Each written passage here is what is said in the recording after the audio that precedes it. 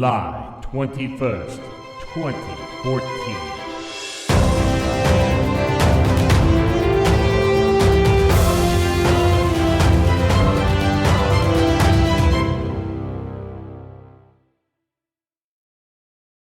If you've watched any version of Star Trek, you must have noticed there are some Starship design similarities that seem to trans series, eras, or even races within the canon. That's for good reason. When Gene Roddenberry created Trek and the Enterprise started to come to life, Gene had certain rules of design he wanted to follow. Some you might know, and some you may not. But those rules have had a profound impact on what ships in the Trek universe look like. And today, we're going to talk about those rules. This is Treknicity.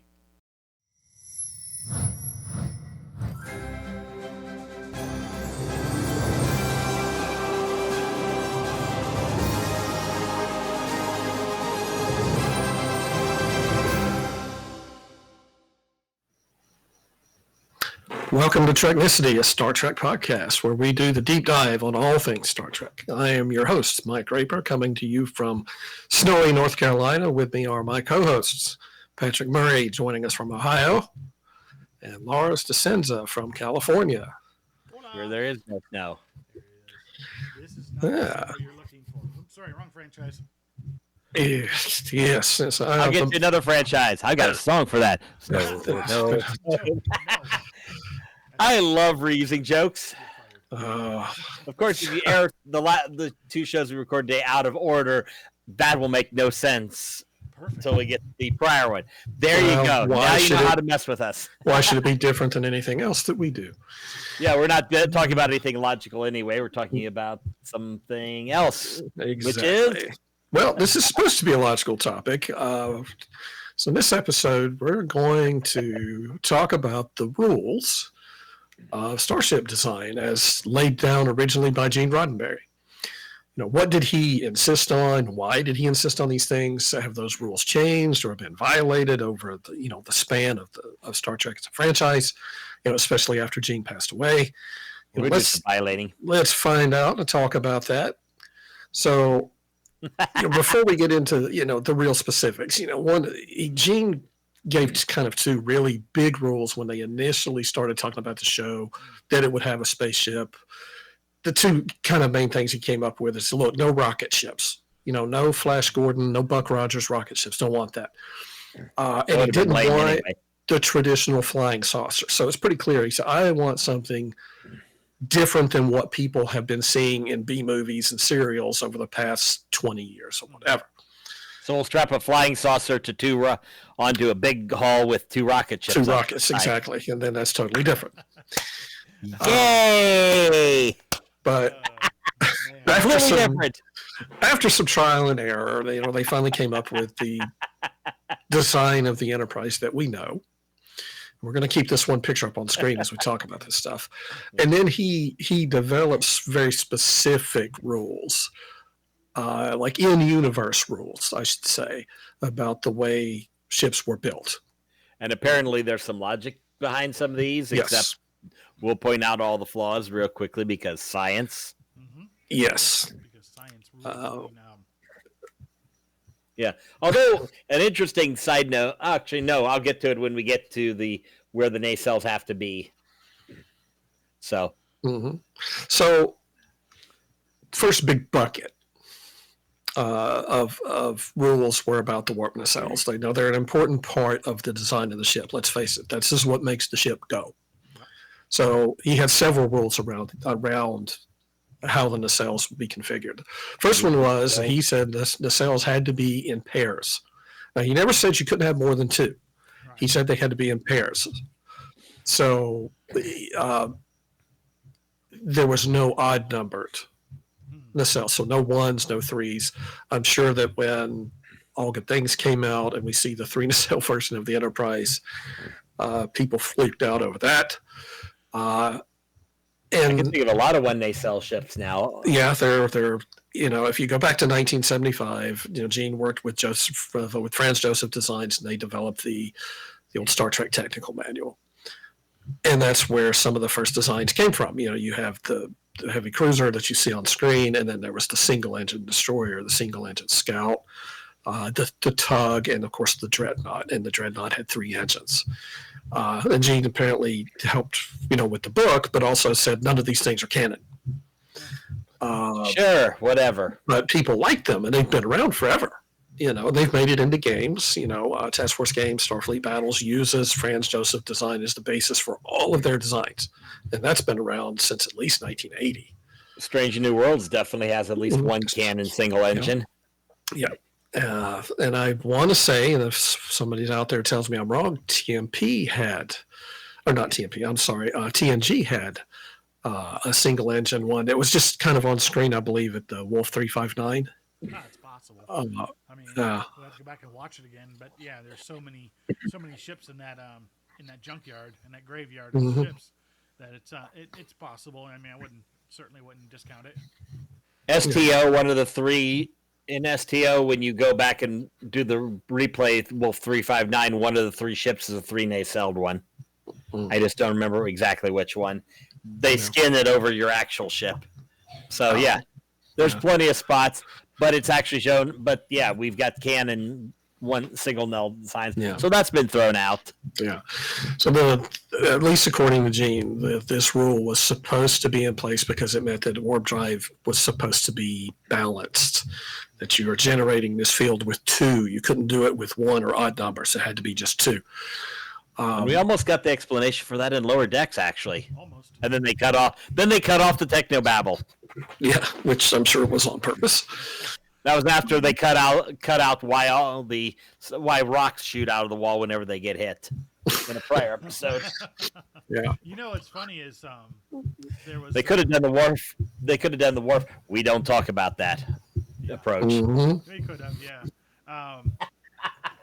But it is funny because when they did that on Lower Decks, I immediately thought of Galaxy Quest when Justin Long's character shows up to talk about the Omega 13, and he's got all these questions, and he's like, hey, it's just a television show. He's like, yeah, right. But anyways, where's the disconnect on that? And I'm like, yeah, I'm sure Mike McMahon and those who would attend future conventions do not want to have to sit there and try to answer a question that they don't want to answer. Mm-hmm. Yeah. So that was, that's our first nacelle rule. The second one, and there are 5 of these, that shows you how important this was to Gene, was that you had to have a clear line of sight between the nacelles. Now, again, all of these rules come from what you see on the screen with the Enterprise, right? I mean, they made the Enterprise, they said, okay, these are the rules. So you had to have a clear line of sight. Again, for the most part, I think this... Tell them Defiant, that one. And Voyager, right? When they pop up to fly, then they can see each other. So, yeah, I guess that's true. So you have to have that. Why this is true, I don't know. Again, but it's influenced again by this idea that it has to be symmetrical. They have to be outboard, and it kind of it helps define what Federation ships are going to look like. I do not know if one of the reasons that he made these rules was if there was a plan to make other models at some point, and it just never happened. But he was, he's very clear about this is the way it works. There are some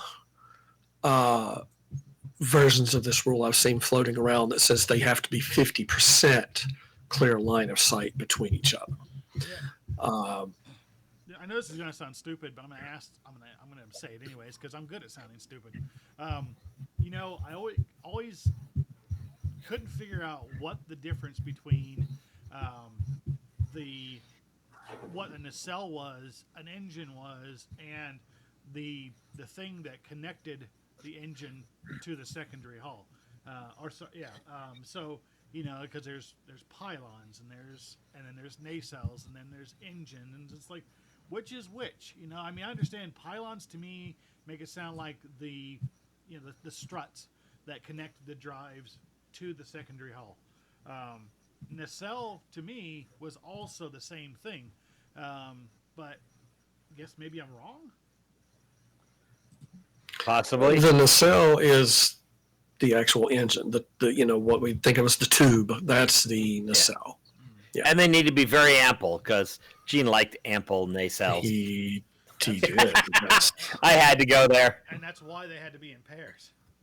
Maybe that's why in the motion picture, in the novelization, Kirk actually wants to have sex with the Enterprise. Well, that could be. I mean, it's. Oh God. Yeah. He liked those nacelles. Oh, those hot nacelles. Okay, let's get back on track. If you guys have any complaints or questions, you know what to do.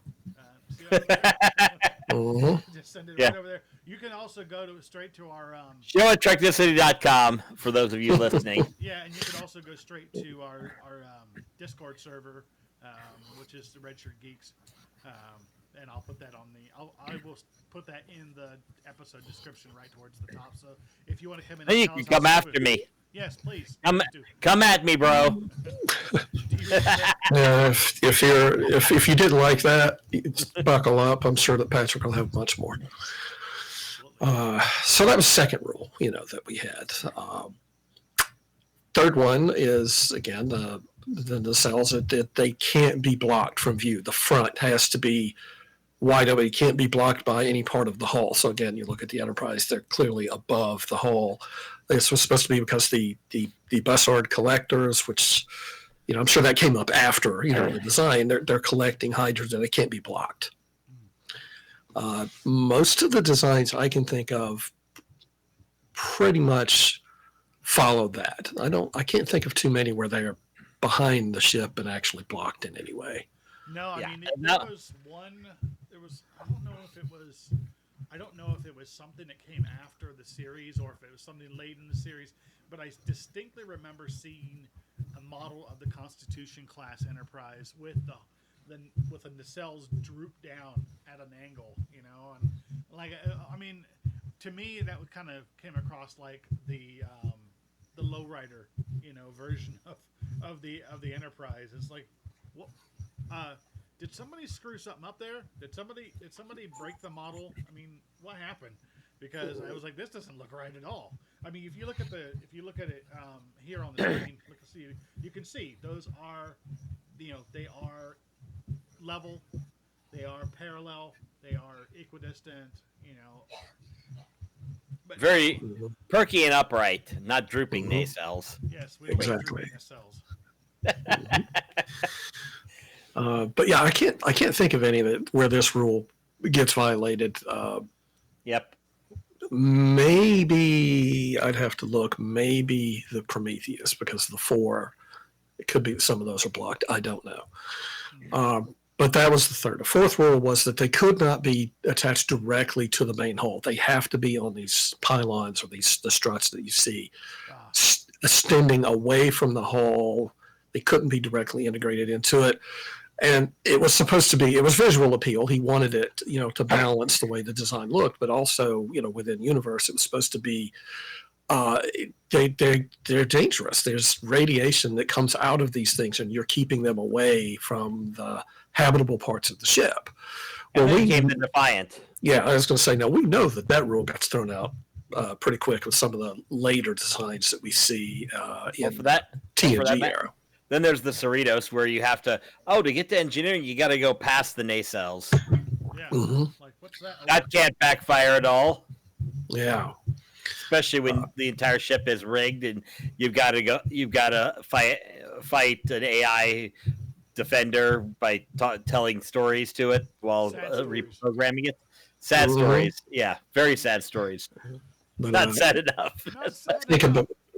Sad enough. But I think of designs, the ones that come to mind, because Patrick brought it up, the Defiant, clearly, the Saber class, the Steam Runner class. Yeah. Those it's the red shirt class. Let's just call it that. Yeah, they're built right into the hull. And I know they did that, when they did it, because when they were filming First Contact, you've got the opening scene. They wanted to make sure that nothing else on the screen could be mistaken for the new Enterprise. So they made them look this way on purpose. But they do violate this particular rule. Well, that's really a good comment.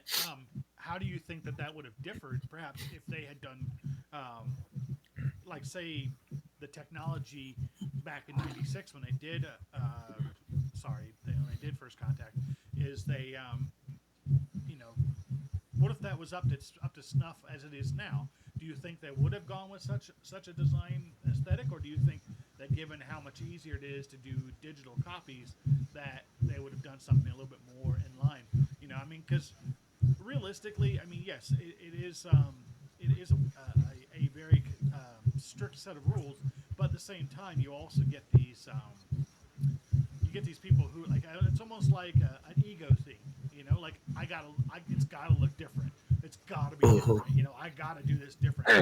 And I'm like, I'm not so hung up on it, but I wonder if that's what it was. I wonder if it was more, I wonder if they did it now, if it'd be more ego based than, say, necessity. Good question. I honestly don't know. I like, some of those designs. I think they look pretty cool. I think, for me, the end universe explanation would be this is 100 years later. They have learned to adapt to these things. Like, okay, we can put them closer to the hull, or we don't have to have even numbers, whatever. But Gene's rules, they're all what they were, and clearly some of the newer ships in the series violate that rule.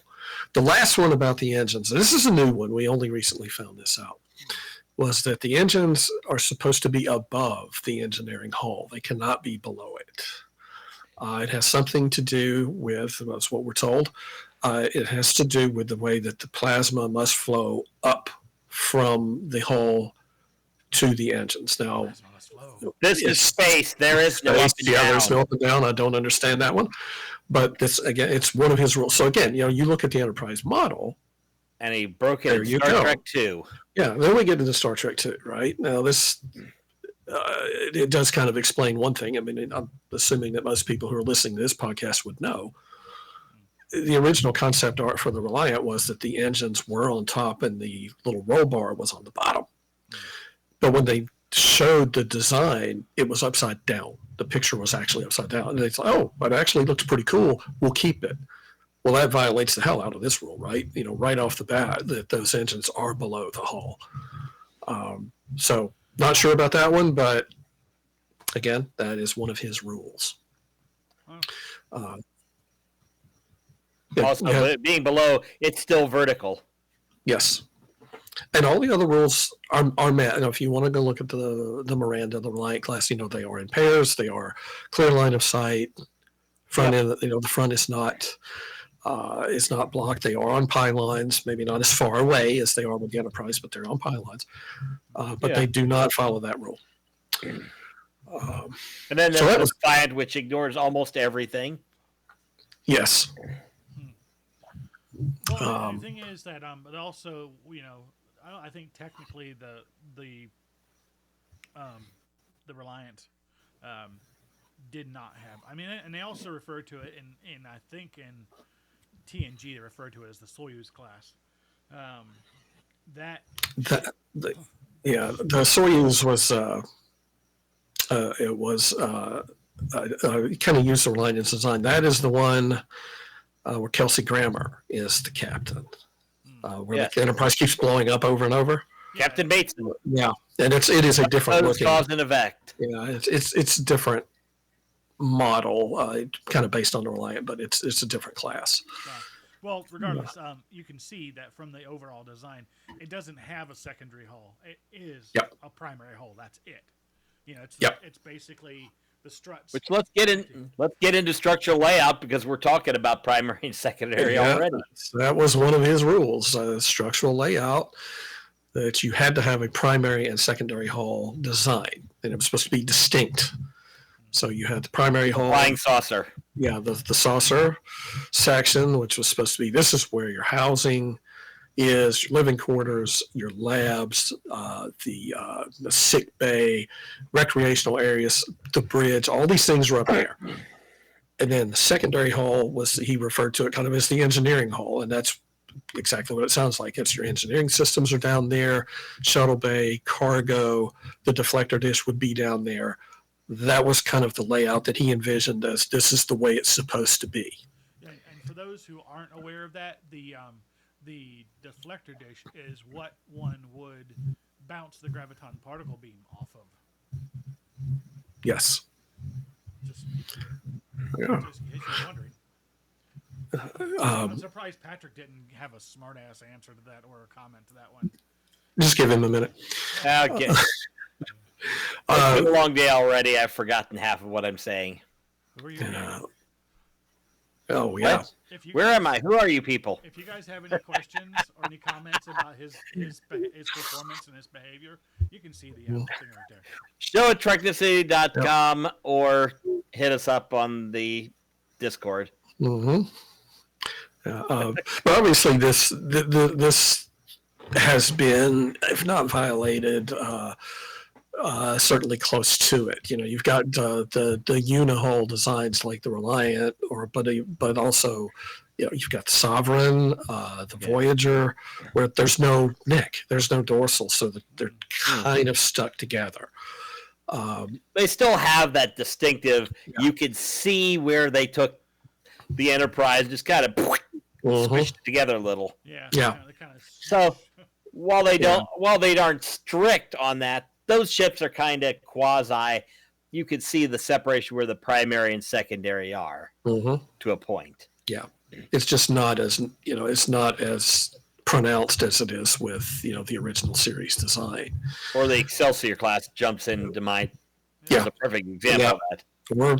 Honestly, were those ample nacelles. Put the slide up. You want to. Show at Treknicity.com or hit us on the. Go ahead. The second rule, I think, about structural placement is, and this is one that a lot of people just don't really get, being in space, was the bridge had to be on top of the saucer. It had to be noticeably out on top where you could see it. And shoot it. And shoot it, yes. And the idea was... Help to get the rocks out. On Navy ships, right? The bridge is up like that because you're navigating from there. You have to be able to see. Here, you don't need to be able to look out the window to be able to tell where you're going. So, you don't have to do that. But it was just one of his rules. It was the design element he wanted. He also wanted it so that when you were looking at the ship from outside, you knew where the bridge was. It's like right there is where everybody's sitting. And it's in concentric circles, just like a target. Oh, just like exactly. Oh my goodness! Yeah, like go. You can see it right in the middle of the primary hall. Mm-hmm. Go back and watch the Go back and watch the cage. They obviously they were trying to, use TV magic to make it look like you were looking in on the bridge. But of course, they obviously didn't have the budget to make the camera. It was a good try. You got the idea of what they were trying to do. Yeah. I mean, but it was kind of like, oh yeah, I see what they're trying to do here. And they never did it again. No, they never did it again, and with good reason, because it looked stupid. Not until the technology was there to do it. Yeah. Well, it also sort of implied that the top of the bridge was clear. Yeah. It was like a big window. Well, yeah, I mean, you can see it on the Galaxy class. It is a window. I mean, it crashes in when Deanna Troi, crashes the Enterprise, crashes the D. That breaks, and comes raining down. Yeah, I would say that's probably a commentary on women driving a starship. Although, that's been completely wiped out. Hey, I was getting there because I can see that happening in the Roddenberry area. Show at Treknicity.com. Yeah, obviously in the Kurtzman era, I think most of the people at the helm are female. Yeah, more or less. That's true. Yeah.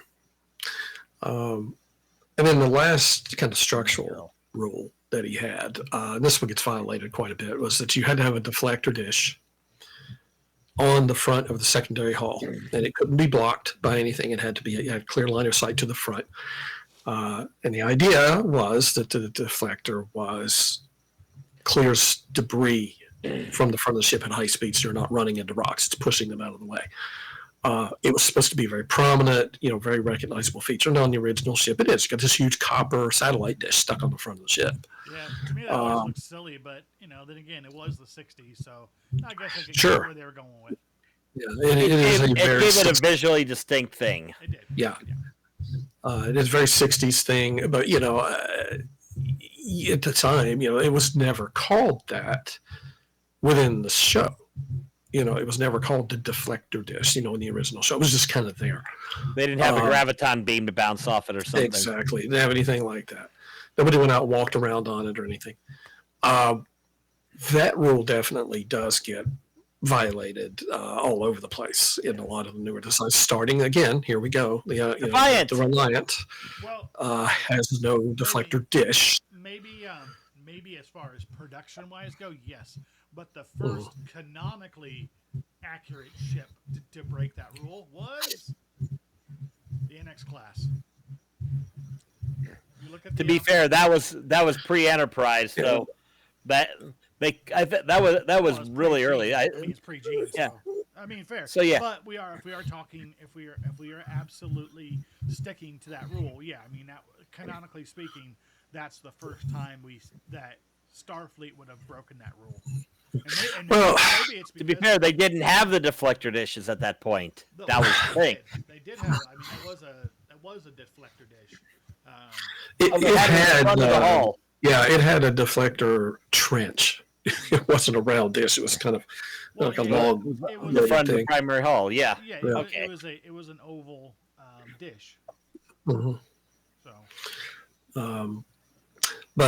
So there's been other ships, that where clearly you don't see this. Now in the newer ones, especially what you started with, in the motion picture, it turned from the copper dish into the glowing blue dish that we're more familiar with. Something looked good. Something that felt more integrated into the secondary hull. Yeah, and it looked, if it's supposed to be sending out energy, pardon.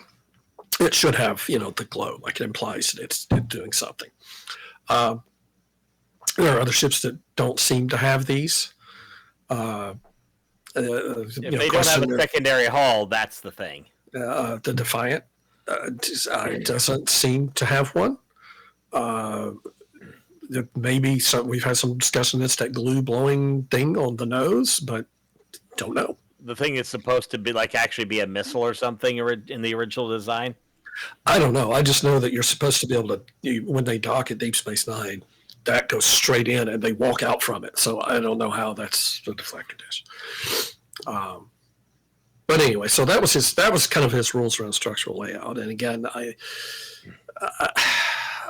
it's okay. Obviously we're very used to the primary secondary hull design, and then with the two engines, you kind of get this look. Obviously he made these rules based on what he was given, the ship design. But it's definitely kind of changed over time.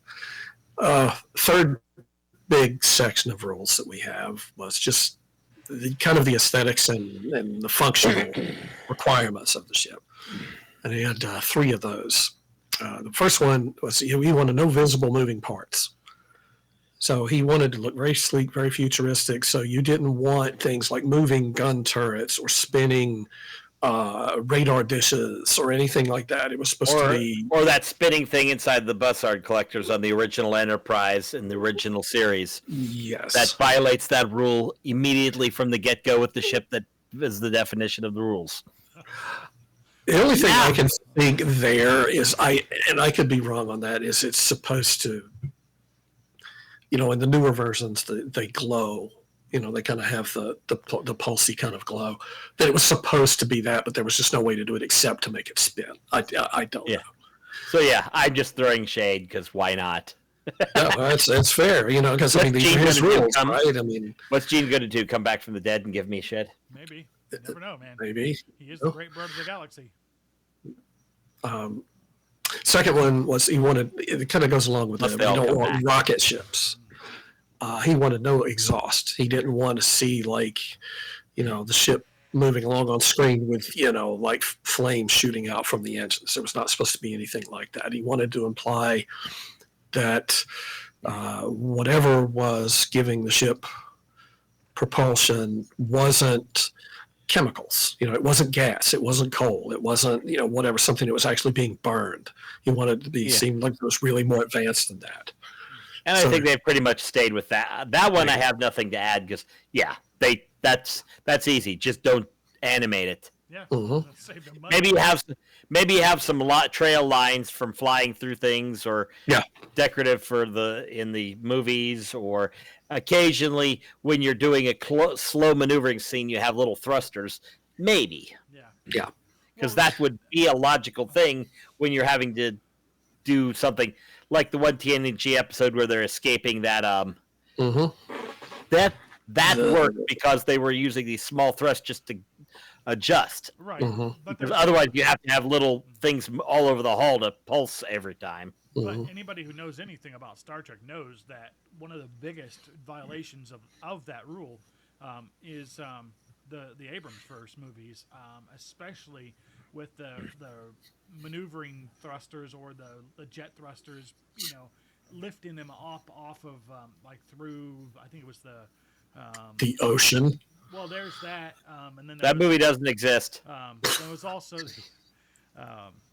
when they it's Saturn. When they go they go into the solar system and they're kind of coming through Saturn, and they use that to come up through the gas of the planet and stuff. It's like, I get it, but and actually, when I first met Andrew Probert, one of the things that he said to me that he did not like, one of the things he did not like the most at the time about the design of that Enterprise was the separate cannons that were used as basically to shoot fodder down. And I can understand it. It's like I kind of liked it at the time, but now I've kind of grown more cynical about that particular part of the franchise. So, that's just me. Yeah. And then, kind of the last thing, it goes along sort of with the first one, is he wanted very simple, clean lines. He didn't want a lot of stuff sticking on the hull. He just wanted it to be very smooth. He wanted them to look sleek. He wanted them to look very refined. It's more for the the Federation ships than the others. Yeah. For the Klingons, he made them look completely different. They're more angular. They don't have a saucer. They have the little boom and the little bulb on the end. But he wanted the Starfleet ships supposed to be very smooth, very sleek, not a lot of texture to them, or things and bumps and weapons and stuff sticking off of them. Some of that has started to go out a little bit. A little here and there. I think they still keep that aesthetic generally. Yeah. We'll not make it. We'll cease to. We won't get into talking about Discovery too much.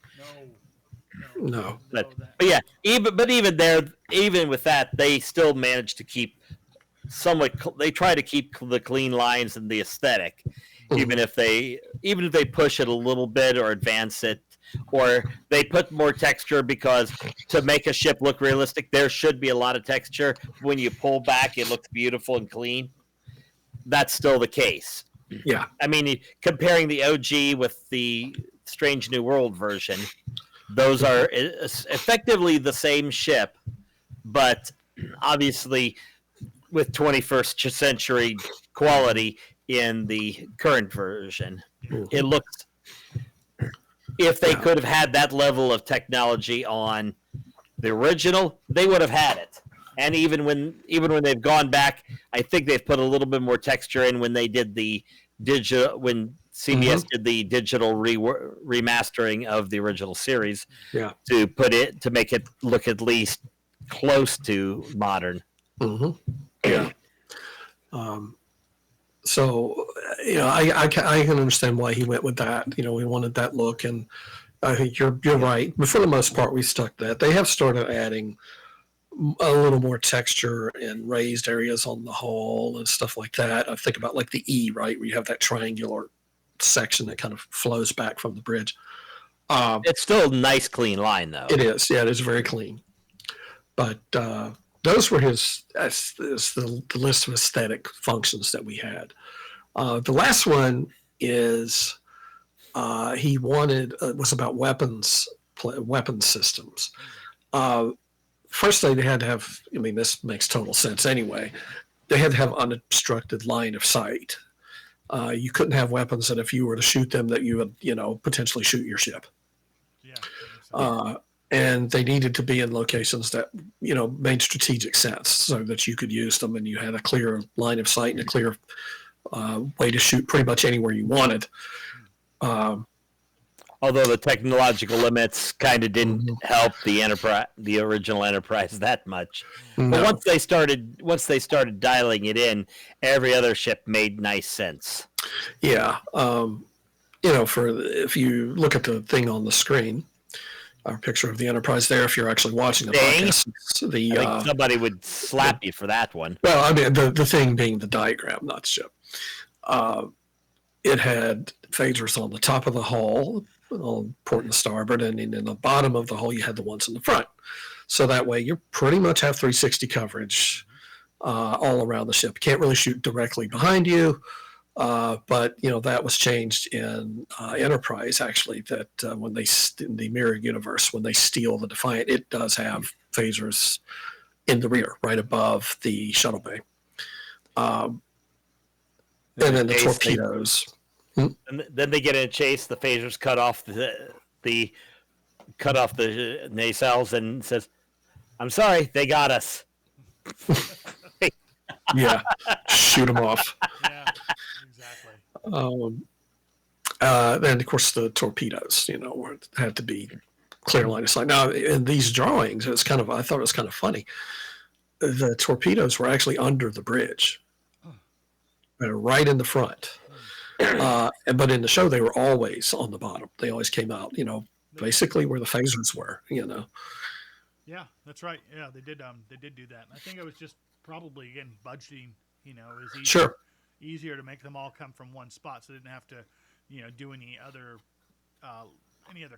physical cutting of, they could just put it all in one spot. Mm-hmm. That's just a guess on my part anyways. No, you're probably right. It was just easier to do it that way than it was to, we need shots of the ship from the top for this weapon, and we need shots of the ship from the bottom for this weapon. So we'll just have it all come from one spot. And use the exact same shot. Mm-hmm. Well, why Star Trek no longer does that? Oh, yes. They never reused footage. Like Klingon. Unless you want to blow up a bird of prey. Yeah. Yeah. It's one shot. That's it. One shot. Yeah. One piece of footage. That's it. It's used over and over again. Mm-hmm. Yeah. Luckily, I will say in the Kurtzman era, at least they're not just copy pasting everything. Oh wait. Yeah. Wait, hang on. But I think this rule they definitely, at least they've stuck with pretty clearly. I mean, because it does make sense. You can't have weapons on your ship that if you shoot them, you're going to blow the damn ship up. Oh yeah, I mean, even with the Galaxy class, they have what they call phaser banks. What you can see it's curved around around the contour of the primary hull, around the saucer, and it's top. They can effectively, I think according to the Next Generation Officer's Manual, which was a FASA production, they said that you could effectively fire in like 300-degree arcs, and you could fire up, down, side to side. Mm-hmm. I mean, it was pretty, pretty comprehensive. Yeah, and then you have that on the top, you have it on the bottom, and then there are smaller of those banks. There's one on the bottom of the secondary hull. There's some on the pylons on the Enterprise D. So you never see them actually shoot in the show, but they're there. But again, all of them, clear line of sight. You're not going to blow your own ship up with those. Agreed. Yeah, I mean that's kind of makes good design sense. Yeah. Now, as thinking about when these rules came out, going back to the original series. The only other two ships you really see on screen for any length of time is the original Klingon cruiser and the Romulan, the bird of prey. So the Klingon ship pretty much follows all these rules, with the separate primary, secondary hull, engines on pylons, engines away from the ship, weapons have clear line of sight, all the rules. All the important ones. Yeah. Where the end nacelles being above. Yes, they're not above.